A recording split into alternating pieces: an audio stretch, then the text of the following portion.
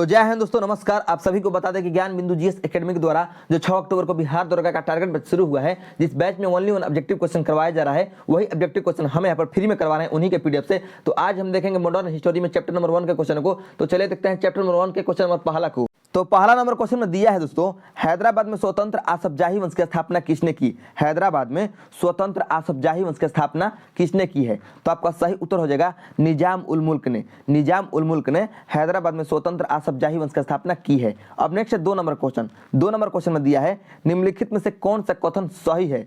सही कथन कौन सा है? और ए नंबर कथन में है निजाम उल मुल्क ईरानी गुट का था। तो ये आपका कथन जो है गलत है, क्योंकि जो निजाम उल मुल्क है ये ईरानी गुट का नहीं बल्कि तुरानी गुट का था। ये जो था तुरानी गुट का था, ठीक है, इसलिए आपका कथन गलत है। बी नंबर कथन में है निजाम उल मुल्क ने सैयद बंधुओं के पतन में महत्वपूर्ण भूमिका निभाई थी। तो ये आपका कथन बिल्कुल सही है। सी नंबर कथन में है निजाम उल मुल्क को मुगल सत्ता के अंतर्गत 7000 आसफजाह का दर्जा प्राप्त था। तो ये आपका कथन गलत है, क्योंकि निजाम उल मुल्क को मुगल सत्ता के अंतर्गत 7000 आसफजाह का नहीं बल्कि 7000 जात का दर्जा प्राप्त था। 7000 जात का दर्जा प्राप्त था, इसलिए आपका कथन गलत है। तो सही कौन सा है? Option number B. तो ऑप्शन नंबर बी आपका सही उत्तर हो जाएगा। नेक्स्ट है आपका 3 नंबर क्वेश्चन।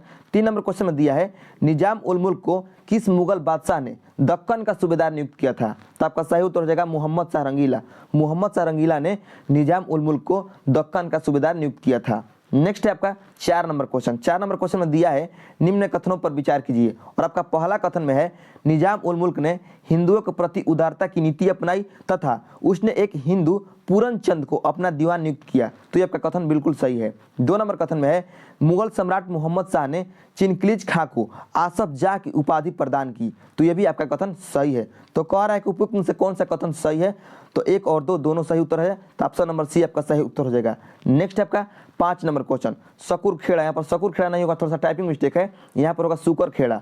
सुकर खेड़ा का युद्ध 1724 ईस्वी में किसके बीच लड़ा गया था? तो आपका सही उत्तर हो जाएगा हैदराबाद के निजाम एवं मुगल सूबेदार मुबारिज खां के बीच। ठीक है, हैदराबाद के निजाम एवं मुगल सूबेदार मुबारिज खां के बीच जो है सुकर खेड़ा का युद्ध लड़ा गया था 1724 में। तो इसको याद रखिएगा। तो ऑप्शन नंबर ए आपका सही उत्तर हो गया।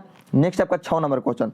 6 नंबर क्वेश्चन में दिया है दोस्तों निम्नलिखित में से कौन सा कथन गलत है? गलत कथन को चुनना है। और आपका पहला कथन में है कर्नाटक मुगल साम्राज्य के अधीन एक उपराज्य था जो कि दक्कन के गवर्नर के अधीन आता था। तो ये आपका कथन सही है। 2 नंबर कथन में है स्वतंत्र कर्नाटक राज्य की स्थापना सादत उल्ला खान ने की तथा इसे अपनी राजधानी अर्काट को बनाया। इसने अपनी राजधानी अर्काट को बनाया। तो ये भी आपका कथन सही है। आइए 3 नंबर कथन को देखते हैं। 3 नंबर कथन में क्या दिया है?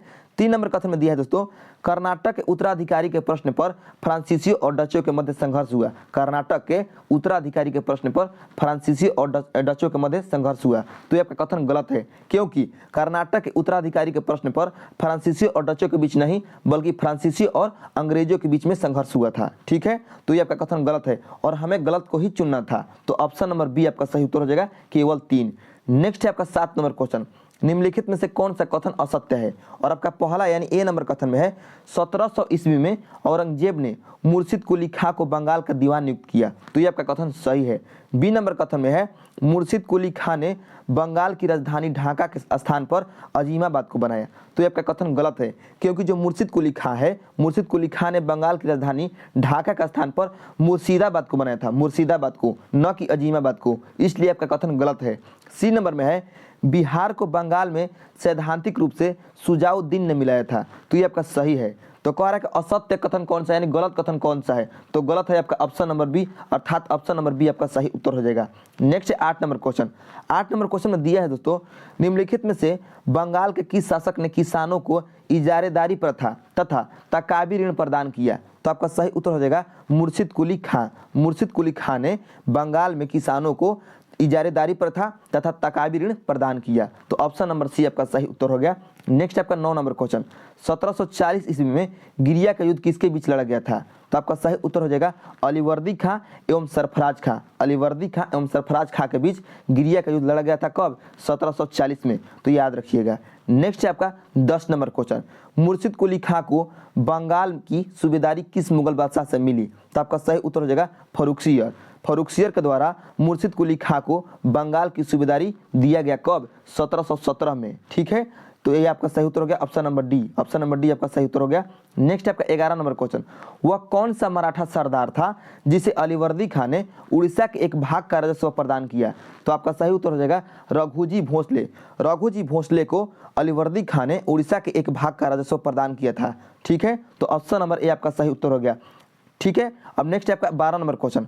12 नंबर क्वेश्चन में दिया है दोस्तों, बंगाल के किस नवाब ने अंग्रेजों तथा फ्रांसीसियों को क्रमशः कलकत्ता और चंद्रनगर में किलाबंदी की अनुमति नहीं दी? ठीक है, बंगाल के किस नवाब ने अंग्रेजों तथा फ्रांसीसियों को क्रमशः कलकत्ता और चंद्रनगर में किलाबंदी की अनुमति नहीं दी थी? तो आपका सही उत्तर हो जाएगा अलीवर्दी खां। जो अलीवर्दी खां थे, इन्होंने अंग्रेजों और फ्रांसीसियों को किलाबंदी करने की अनुमति नहीं दिया था। किसका किसका? कलकत्ता का और चंद्रनगर का। नेक्स्ट है आपका 13 नंबर क्वेश्चन। 13 नंबर क्वेश्चन में दिया है दोस्तों, बंगाल के किस नवाब ने यूरोपीय लोगों की तुलना मधुमक्खी के छत्ते से की और कहा कि जिसे यदि न छेड़ा जाए तो वे शहद देगी, किंतु छेड़ा जाए तो वे काट काट कर मार डालेगी? तो आपका सही उत्तर हो जाएगा अलीवर्दी खां।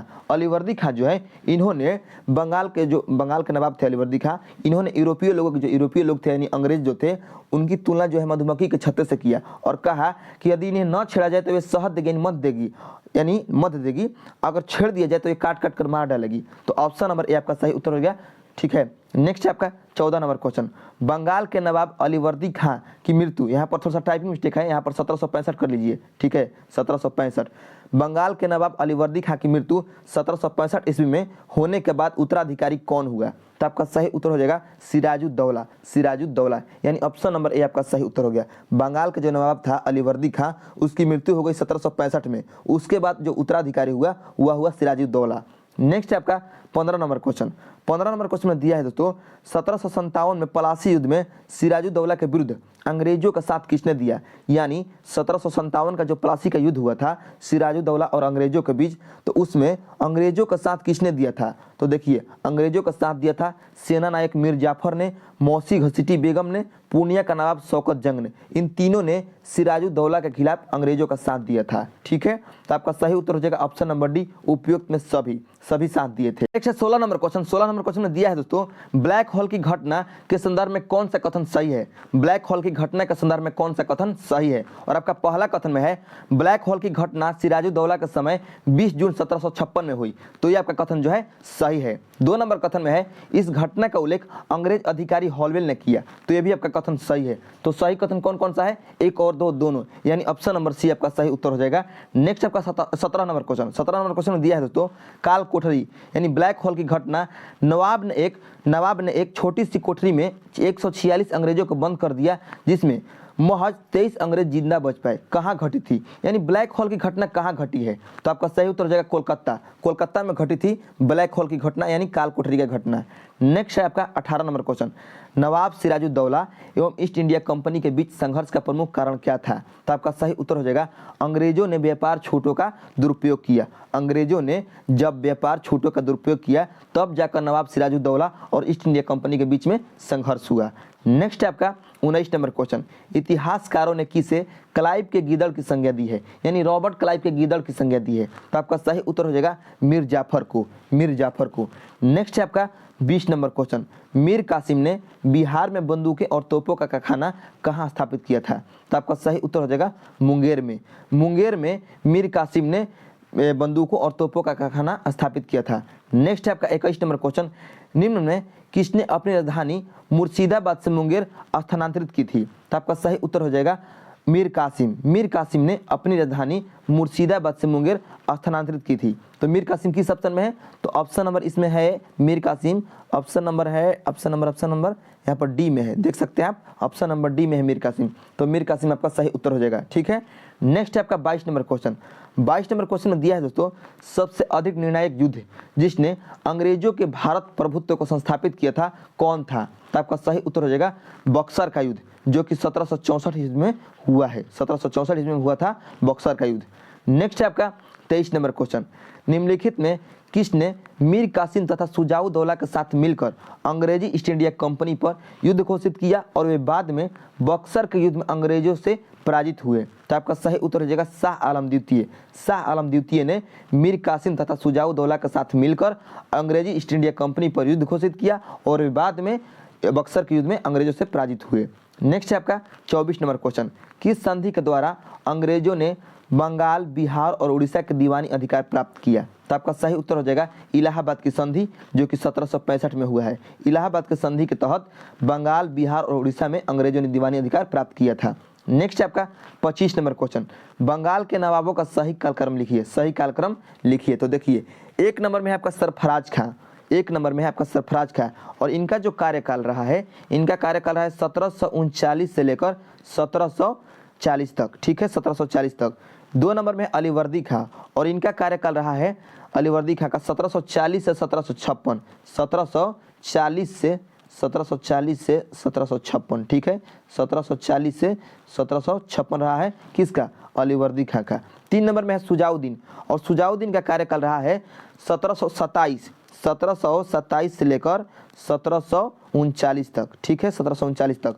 और मीर कासिम का रहा है 1760 से 1763 तक, 1763 तक। ठीक है, तो इसमें देखिए सही कालक्रम कौन बैठ रहा है। तो देखिए, सबसे पहले हो जाएगा आपका सुजाउद्दीन 1727 से 1739, यानी 3 हो जाएगा। उसके बाद आपका हो जाएगा इसमें, उसके बाद होगा आपका 1739 से 40 सरफराज का, यानी 1 हो जाएगा। ठीक है, 1 होगा। उसके बाद हो जाएगा आपका इसमें अलीवर्दी खां 1740 से 56, यानी 2 हो जाएगा। उसके बाद हो जाएगा आपका 4, यानी 3 1 2 4। 3 1 2 4 किस ऑप्शन में है? तो ऑप्शन नंबर सी में है। तो ऑप्शन नंबर सी आपका सही उत्तर हो जाएगा। नेक्स्ट है आपका 26 नंबर क्वेश्चन, निम्नलिखित में से अवध के स्वायत्त राज्य का संस्थापक कौन थे? तो आपका सही उत्तर हो जाएगा 26 नंबर क्वेश्चन का ऑप्शन नंबर बी, सादत खां। सादत खां जो थे अवध के स्वायत्त राज्य के संस्थापक थे। नेक्स्ट है आपका 27 नंबर, 1723 में नया राजस्व बंदोबस्त रेवेन्यू सेटलमेंट को किसने लागू किया था? तो आपका सही उत्तर हो जाएगा सादत खां, यानी ऑप्शन नंबर ए आपका सही उत्तर हो जाएगा। नेक्स्ट है आपका 28 नंबर क्वेश्चन। 28 नंबर क्वेश्चन में दिया है दोस्तों, मुगल बादशाह मोहम्मद शाह रंगीला ने निम्नलिखित में से किसको बुरहान उल मुल्क की उपाधि प्रदान किया था? तो आपका सही उत्तर हो जाएगा 28 नंबर क्वेश्चन का ऑप्शन नंबर बी, यानी सादत खां को। नेक्स्ट है आपका 29 नंबर क्वेश्चन, निम्न में से कौन सा कथन असत्य है? असत्य यानी गलत कथन कौन सा है? गलत कथन कौन सा है? तो आइए देखते हैं कौन सा गलत है। तो ए नंबर में है सादत खां ईरानी गुट का था, तो ये आपका कथन सही है।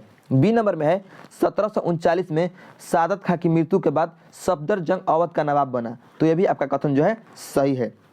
सी नंबर में है सफदरजंग के समय में अवध में लखनवी तहजीब विकसित हुई, तो ये भी आपका सही है। डी नंबर कथन में है 1754 में सफदरजंग की मृत्यु के पश्चात उसका पुत्र अबुल मंसूर अवध का नवाब बना, तो ये आपका कथन गलत है, क्योंकि 1754 में सफदरजंग की मृत्यु के पश्चात उसका पुत्र अबुल मंसूर नहीं बल्कि उसका पुत्र जो था सुजाउदौला अवध का नवाब बना। नेक्स्ट है आपका, तो आपका सही उत्तर हो गया ऑप्शन नंबर डी, क्योंकि हमें असत्य को चुनना है। नेक्स्ट है 30 नंबर क्वेश्चन। 30 नंबर क्वेश्चन में दिया है किस राज्य के शासक नवाब वजीर कहलाते थे? नवाब वजीर कहलाते थे, तो आपका सही उत्तर हो जाएगा अवध के नवाब, अवध के नवाब। नेक्स्ट है आपका 31 नंबर क्वेश्चन। 31 नंबर क्वेश्चन में दिया है दोस्तों, अवध के किस शासक को नवाब वजीर के नाम से जाना जाता है? तो आपका सही उत्तर हो जाएगा 31 नंबर क्वेश्चन का ऑप्शन नंबर डी, यानी सफदरजंग को नवाब वजीर के नाम से जाना जाता है। नेक्स्ट है आपका 32 नंबर क्वेश्चन, विचार कीजिए। और आपका पहला कथन में है सुजाउदौला ने मुगल बादशाह शाह आलम द्वितीय को शरण दिया था, तो ये आपका कथन सही है। 2 नंबर कथन में है आसफुद्दौला ने अवध की राजधानी फैजाबाद से लखनऊ स्थानांतरित किया था, तो ये भी आपका कथन सही है। तो कह रहा है कि उपयुक्त में कौन सा कथन सही है? तो दोनों का दोनों सही, अर्थात ऑप्शन नंबर ए आपका सही उत्तर हो जाएगा, 1 और 2 दोनों। नेक्स्ट है आपका 33 नंबर क्वेश्चन, निम्नलिखित में से किस शासक ने पानीपत के तृतीय युद्ध 1761 में अफगान शासक अहमद शाह अब्दाली के साथ दिया था? तो आपका सही उत्तर रहेगा दोस्तों ऑप्शन नंबर बी, सुजाउदौला ने पानीपत के तृतीय युद्ध में अफगान शासक अहमद शाह अब्दाली के साथ दिया था। नेक्स्ट है आपका 34 नंबर क्वेश्चन, बक्सर के युद्ध जो कि 1764 में हुआ है, संयुक्त सेना का नेतृत्व किसने किया था? तो आपका सही उत्तर हो जाएगा सुजाउदौला ने बक्सर का युद्ध का नेतृत्व किया था। कब किया था? 1764 में। नेक्स्ट है आपका 35 नंबर क्वेश्चन, निम्नलिखित में से किसने लखनऊ में बड़ा इमाम बड़ा बनवाया? तो आपका सही उत्तर हो जाएगा 35 नंबर क्वेश्चन का ऑप्शन नंबर ए, आसफुद्दौला ने लखनऊ में बड़ा इमाम बड़ा बनवाया। नेक्स्ट है आपका 36 नंबर, डलहौजी ने किसकी रिपोर्ट के आधार पर अवध को कुशासन का आरोप लगाकर अंग्रेजी साम्राज्य में मिलाया? तो आपका सही उत्तर हो जाएगा जेम्स आउटरम की रिपोर्ट पर। जेम्स आउटरम के रिपोर्ट पर लॉर्ड डलहौजी ने अवध को कुशासन के आधार पर अंग्रेजी साम्राज्य में मिला लिया। और उस समय अंग्रेज जो अवध में शासन थे, अवध के नवाब थे वाजिद अली शाह थे, वाजिद अली शाह थे।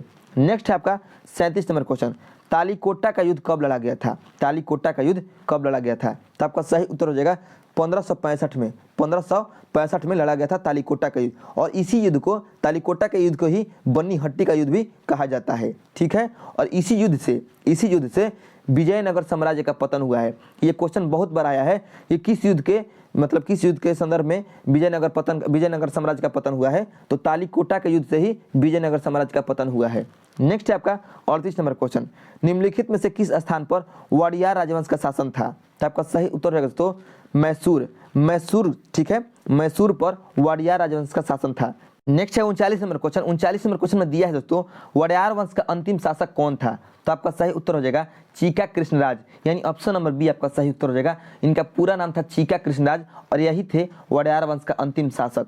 नेक्स्ट है आपका 40 नंबर क्वेश्चन, निम्नलिखित में कौन असत्य है, यानी कौन सा असत्य यानी कौन सा गलत है? और आपका ए नंबर में है मालाबार तट पर भूमि कर यानी भूमि टैक्स हैदर अली ने लगाया, तो ये आपका कथन सही है। बी नंबर कथन में है हैदर अली की मृत्यु 1782 ईस्वी में हुई, तो ये भी आपका सही है, क्योंकि हैदर अली की मृत्यु 1782 में द्वितीय आंग्ल मैसूर युद्ध के दौरान हुई थी। नेक्स्ट है आपका सी नंबर कथन। आइए दोस्तों सी नंबर कथन को देख लेते हैं। सी नंबर कथन में है टीपू सुल्तान का संघर्ष नायरों से वर्षों तक चलता रहा, तो ये आपका कथन गलत है।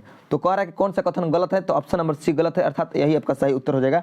नेक्स्ट आपका 41 नंबर क्वेश्चन, निम्नलिखित में से किसने 1755 में डिंडीगुल मैसूर में एक आधुनिक शस्त्रागार स्थापित किया? तो आपका सही उत्तर हो जाएगा हैदर अली, यानी ऑप्शन नंबर बी आपका सही उत्तर हो जाएगा।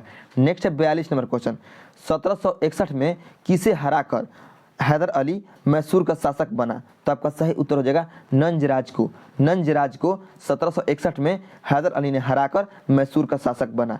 नेक्स्ट आपका 43 नंबर क्वेश्चन, निम्नलिखित में से मैसूर राज्य में मैसूर राज्य में किसने जागीर बांटने की प्रथा पर रोक लगाई? तो आपका सही उत्तर हो जाएगा हैदर अली ने मैसूर राज्य में जागीर बांटने की प्रथा पर रोक लगाई थी। नेक्स्ट है आपका 44 नंबर क्वेश्चन, 18वीं शताब्दी की शुरुआत में केरल में 4 प्रमुख राज्य थे, निम्न में से कौन सा एक नहीं था?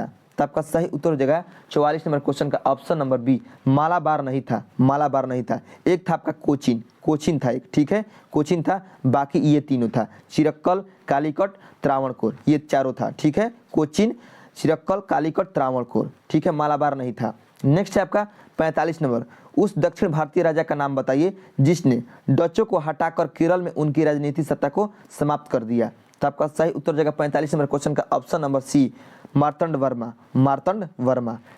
नेक्स्ट है 46 नंबर क्वेश्चन। 46 नंबर क्वेश्चन में दिया है दोस्तों, केरल के राजा मार्तंड वर्मा के बारे में निम्नलिखित में से कौन सा एक सत्य नहीं है? और आपका ए नंबर कथन में है उसने त्रावणकोर पर शासन किया, तो ये आपका सही है। बी नंबर में है उसने सामंतों का दमन किया, तो यह भी आपका सही है। सी नंबर कथन में है उसने शांति बनाए रखने के लिए यूरोपीय अधिकारियों का भारी रिश्वतें दी, तो ये आपका कथन गलत है।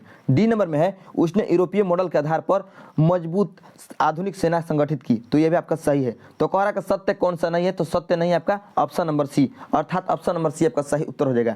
नेक्स्ट आपका 47 नंबर क्वेश्चन, निम्न कथनों पर विचार कीजिए। और आपका पहला कथन है मार्तंड वर्मा का उत्तराधिकारी कार्तिक तिरुनल राम वर्मा हुआ, जो एक प्रसिद्ध विद्वान, कवि और संगीतज्ञ तथा अभिनेता था, तो ये आपका कथन सही है। 2 नंबर कथन में है 18वीं शताब्दी में मलयालम साहित्य के महान कवि कुंचन नंबियार थे, तो ये भी आपका सही है। तो कह रहा है कि उपयुक्त में से कौन सा कथन सही है? तो 1 और 2 दोनों, यानी ऑप्शन नंबर सी आपका सही उत्तर हो जाएगा। नेक्स्ट आपका 48 नंबर क्वेश्चन, मिलान करें। यहाँ पर राज्य और यहाँ पर संस्थापक दिया है, तो आइए देखते हैं राज्य और संस्थापक को मिलान करते हैं। तो देखिए ए नंबर में है आपका बंगाल, और बंगाल के संस्थापक हैं आपको दोस्तों बता दें मुर्शिद कुली खां, तो ए का हो जाएगा 3, ए का क्या होगा 3 हो जाएगा। बी में है हैदराबाद, और हैदराबाद का जो संस्थापक है वह है दोस्तों निजाम उल मुल्क, तो बी का हो जाएगा 1। सी में है कर्नाटक और कर्नाटक का संस्थापक है सादत उल्ला खां, सादत उल्ला खां, तो सी का हो जाएगा 2। ठीक है। डी में है अवध और अवध के जो संस्थापक है वह है सादत खां यानी बुरहान उल मुल्क, तो आपका डी का हो जाएगा 5। ई में है केरल यानी त्रावणकोर और केरल का जो संस्थापक है वह है मार्तंड वर्मा, तो ई का हो जाएगा 4। इस प्रकार ए का 3, बी का 1, सी का 2, डी का 5, ई का 4, यानी 3 1 2 5 4। 3 1 2 5 4 किस ऑप्शन में है, तो 3 1 2 5 4 ऑप्शन नंबर बी में है, तो ऑप्शन नंबर बी आपका सही उत्तर हो जाएगा। नेक्स्ट आपका 49 नंबर क्वेश्चन, निम्न कथनों पर से कौन सा कथन सही नहीं है, कौन सा कथन सही नहीं है, और आपका ए नंबर कथन में है जाट राज्य की स्थापना चूड़ामन एवं बदन सिंह द्वारा की गई, तो ये आपका कथन सही है। बी नंबर कथन में है जाट नेता सूरजमल को जाटों का अफलातून यानी प्लेटो कहा जाता है, तो ये भी आपका कथन सही है। सी नंबर में है पानीपत की तीसरी लड़ाई में सूरजमल ने अहमद शाह अब्दाली का साथ दिया, तो ये आपका कथन गलत है, क्योंकि पानीपत की तीसरी लड़ाई में सूरजमल ने अहमद शाह अब्दाली का साथ नहीं दिया बल्कि मराठों का साथ दिया था। डी नंबर में है आपका लोहगढ़ का किला यानी भरतपुर सूरजमल ने बनवाया, तो ये आपका सही है। तो कह रहा है कौन सा सही नहीं है, तो ऑप्शन नंबर सी सही नहीं है, यानी ऑप्शन नंबर सी आपका सही उत्तर हो जाएगा। नेक्स्ट है 50 नंबर क्वेश्चन, रुहेलखंड की स्थापना किसके द्वारा की गई, तो आपका सही उत्तर हो जाएगा 50 नंबर क्वेश्चन का option number D, Ali Mohammad Khan के द्वारा रुहेलखंड की स्थापना की गई है। ठीक है दोस्तों, तो आपका 50 क्वेश्चन समाप्त हो चुका है, बाकी जो क्वेश्चन बचा है हम नेक्स्ट वीडियो में करेंगे।